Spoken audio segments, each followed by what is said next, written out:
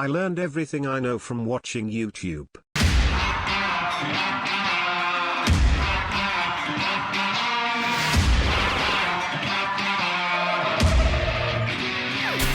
What is up, everybody? Welcome to the Burndown YouTube channel. We're out here working on the Maliboom today, but before we get started, I want to do something I've never done, and I want to do it here with you guys on camera because I'm only doing this because of the support that I received from you guys. So this is the very first poster that I've ever made.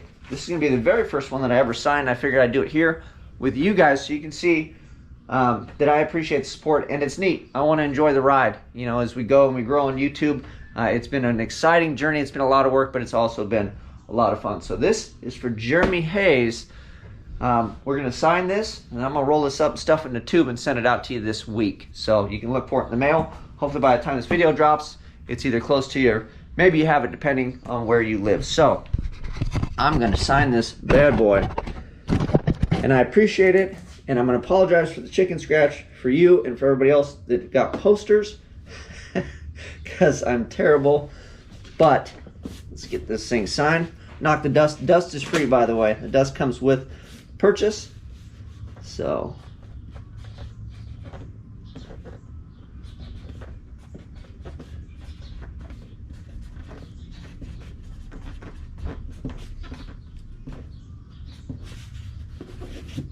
all right, so one and done. Thank you for the support. I'm gonna stuff this thing in a tube. We're gonna ship it out.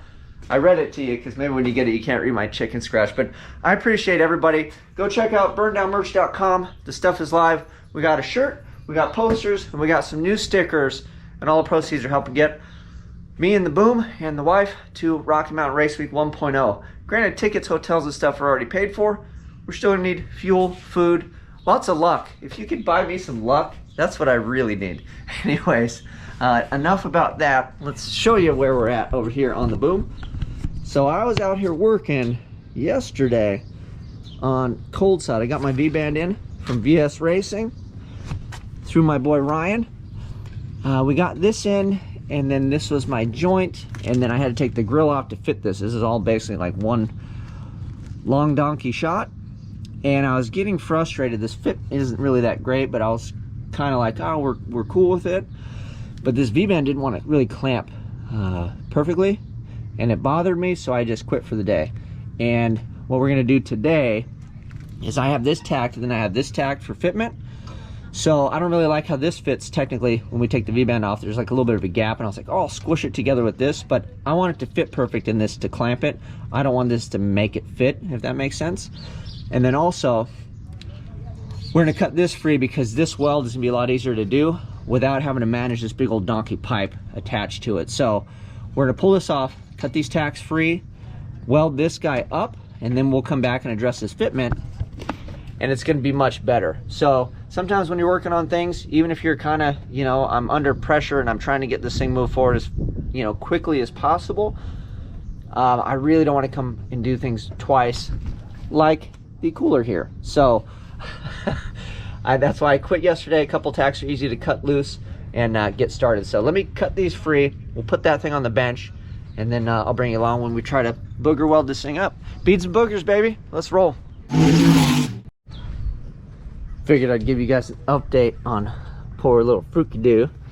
Little Fruity-Doo got spayed, and then she had her chair out removed, a little bumpy on her eye, and then they opened her nostrils. So she got a full Kim Kardashian makeover. Huh? You're okay. You're okay. She's not too into the cone life. Cone of shame. Oh, baby girl. See on the bottom here? I don't know, you're probably looking at that going, you're an idiot. But there's a gap, and this is nice and tight. And that's with this thing just sitting in here. And yesterday I was like, I'm just gonna force you together with this, and then there's an O-ring, wherever the O-ring is right here. And I'm like, it should be cool, but the reality is, if you're gonna do it, just do it. You know, make sure it needs to look like that without the clamp on it, so the clamp holds it in place, it doesn't force it in place. So this is why we're taking this whole donkey apparatus out. And yeah, it's all in one piece, one shot, one kill. So let me pull it out, but I wanted to share that with you guys that, yeah, this is it. I mean, we're getting that picky, and it sounds dumb, but this is where the boosters come from, and it's a pressure deal, right? So if it's all leaking out there, it's not going in the motor, then we're not going fast. We're gonna scratch our heads and be upset. And all this is for nothing. And like my boy Jason said from War, he said, if your car doesn't go fast, you should probably quit this time. And I laugh because that's something I would tell my buddies, right? Like, hey, at this point, you're so far in, if this thing's a turd, you should just give up. So I don't want to give up because of dumb things. Let's pull that off, go weld it up, and then fix my fitment.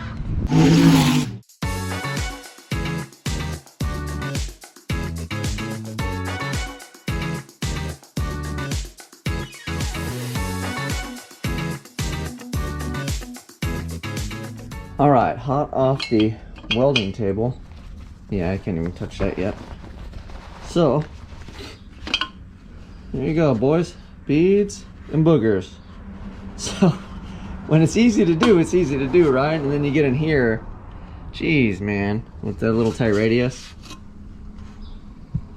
So, I'm happy with that, you know, for amateur hour. That's good enough for race cars. So I'll let that cool off a bit so we can handle it, and then we'll fit it up and we'll mess with the fitment. And then it's funny because the welds technically aren't too difficult on that one, but that thing is like, it wants to go way over here and way over here. It barely fits on the table. So wrangling it and getting it done is kind of the deal. But we'll fit it up and I'll bring you guys back. I'll weld it together and I'll show you guys. We're gonna tack it. We're not gonna get too ahead of ourselves, so we'll do the whole dance, tack it, and I'll bring you back and I'll show you what it looks like when it's all in there and tacked in. And then we'll weld her up.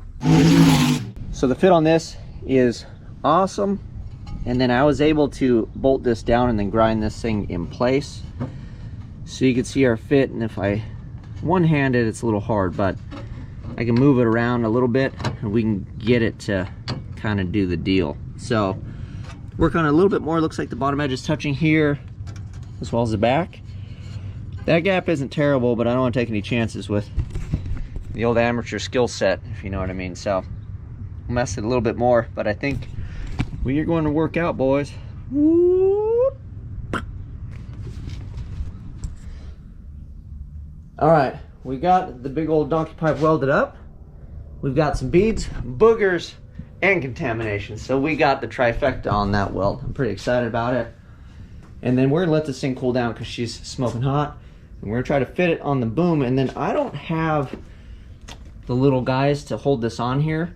I've got a buddy that has the die to roll the bead, but I think we're just gonna dab it so that way when you clamp this down, it stays in place. So the end of this thing, I think we'll just put some boogers mainly on that so the piece doesn't slide off. So I'll bring you back when we test fit it, and hopefully it fits like it did before we put some heat into it. Ta-da! There it is. So this is on, it's not clamped on. I gotta make a couple boogers on that thing. Actually, I gotta do that to this as well because I don't have flanges on there. But I'll show you. So that fit, in my opinion, is much better.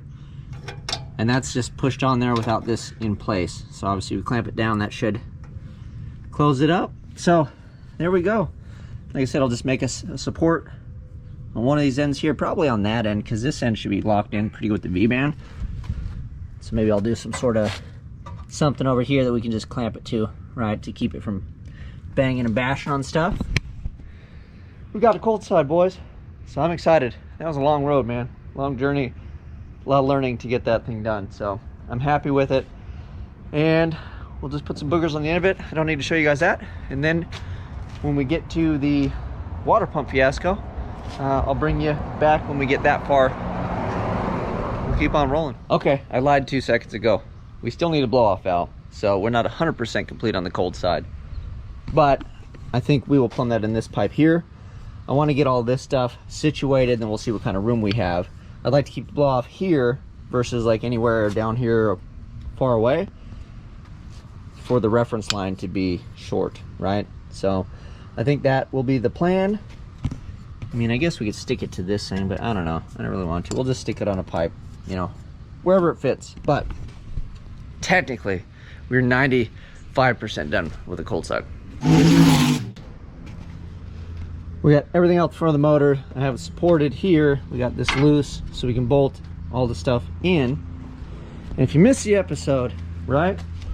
This is my original truck water pump that we had in here. That's what all my brackets and everything were made for. But it brings the outlet way over here and up and around and over to this guy. And the other thing too is we added material here, right? So the pump has a standoff.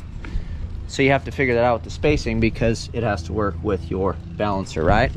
So we already have the SFI balancer. We're good to go there. So War Performance, got to give them a shout out. Help me out with all the necessary stuff to hopefully put a car F-body style pump, tensioner, the whole kit and caboodle onto the Maliboom. So we're going to bolt this down, and then I already have a set of their brackets, and then they made new spacers, right? Because these are too long.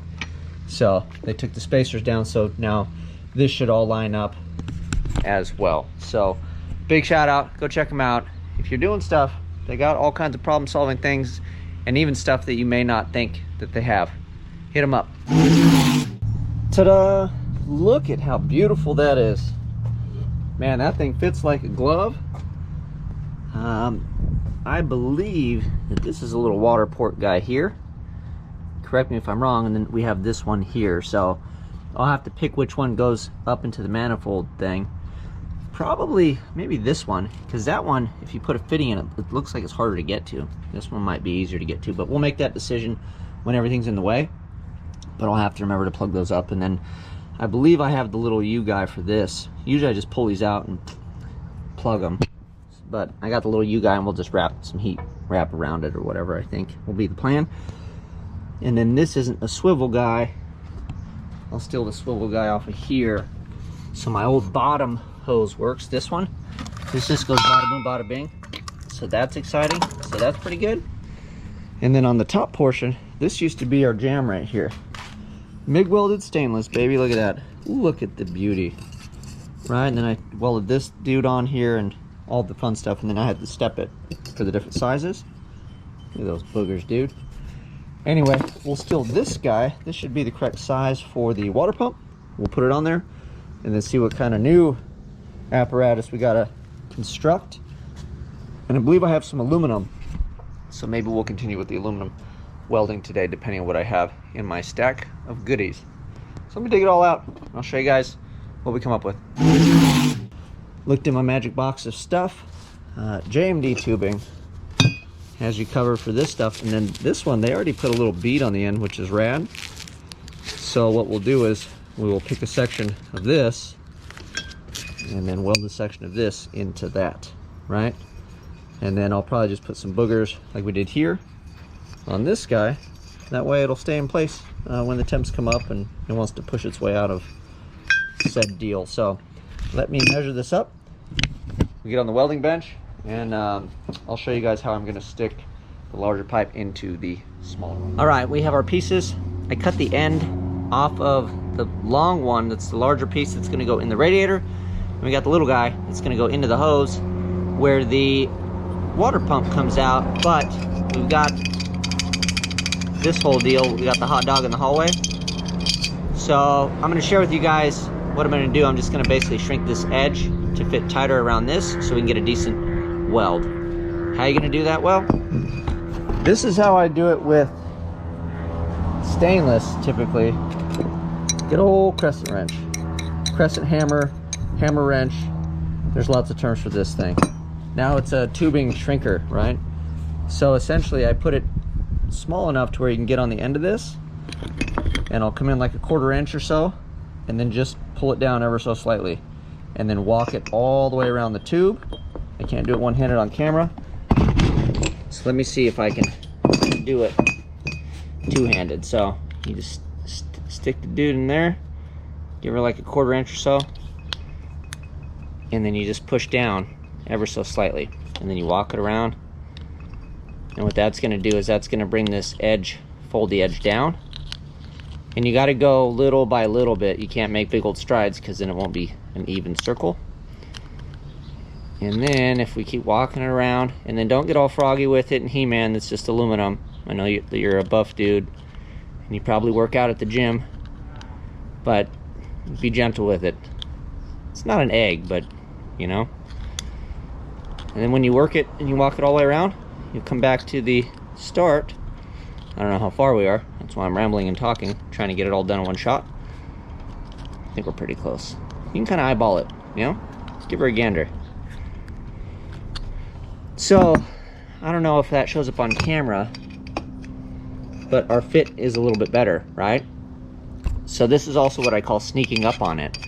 Yeah, you can wrench on this and be like, bleh, and put like a big old flat spot in it.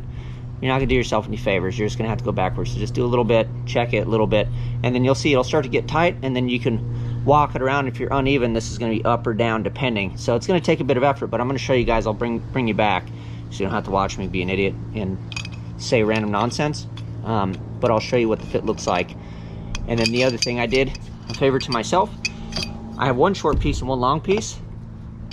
It gives me flexibility when I hold this down on the bench. If you have like shorter pieces, where say I knew this was gonna be short, I'd wanna leave it long anyway, because I always come back and cut it, right? You make this short, you make this short, you got your clamps and all your stuff in there, and it's getting in the way of your hands and everything else. So give yourself some room to clamp and hold parts and stuff down.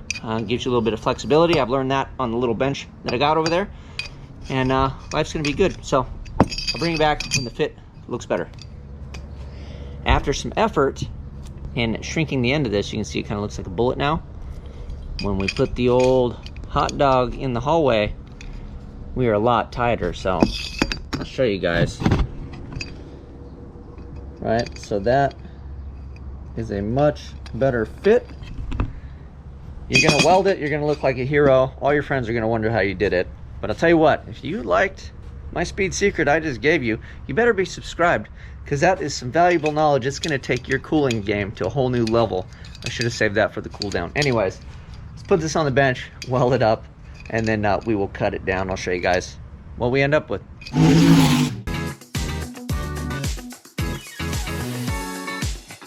Give you guys a quick look at this. I just called my boys from war to thank them again for helping me with this project. And then also, it really just cleans stuff up, man. This is really user-friendly. You can see stuff easy to work on. I couldn't be happier with how all this stuff actually turned out. Nothing touches rubs. It's all tight, you know, 10 pounds of stuff in a 5-pound bag, like they say, but it looks good. And then you got my little U guy on here, and then I have a finger. So we cut this down, it goes across, and I had a universal thing, but it leaked, and this is like factory stuff. The fitment and everything on this is much better, so I'm just gonna go with what we have here, and I ordered some wraps, so we will just wrap, you know, a section that long on either side of this guy, just for cheap insurance. I think it would be okay. I don't want to find out if it's not, so we're just gonna do that. So the list is getting shorter by the day. I'm super excited. What I'm gonna work on right now, I'll share with you guys, but I'm not gonna drag you along because you guys have seen me plumb all kinds of stuff. So my fuel lines come out here, right? And then I made this little swiggly zigzag, but essentially we gotta take these guys and point them up, and they gotta go to the fuel rails on the new intake manifold. So I'm just gonna zip a straight line because I can lay here and reach it right now, so these don't interfere. So when I make the lines, everything's good, and then we'll come back and I'll shape this when we have to pull the mock-up motor out. So again, we're on the mock-up motor and mock-up transmission. One more quick tip before I leave you guys. So I make a list of things, and I have an order of operation that I can do them in, and I call it a short list. I try not to list every single thing. I list enough to where I start feeling anxiety, and then I just stop. And then when I come back and I start checking stuff off the list, you can kind of come back and add to it. But you can only do so much, and if you really put every single thing you need to do to get it completely done, you're gonna overwhelm yourself and probably just go in the house and not continue. So again, the hour a day, or as much time as you can put in, especially like on weekends and such, and then make a short list. Don't make a terribly long list. Make a list you can kind of chew up and get through, and that's gonna help keep you motivated. Mainly I'm telling that to myself, but hopefully you guys are listening. So that's it. I'm gonna continue on, turn the camera off so I can get as far as I can for today. And then family's important. So when the boy gets back, he went to Home Depot with his mom. they've got a little car show cruise thing. So I'm gonna take a break and I want to put in some time with him because that's just as important as getting a Rocky Mountain Race Week to me. So you guys, you know what to do. Till next time, I'm out.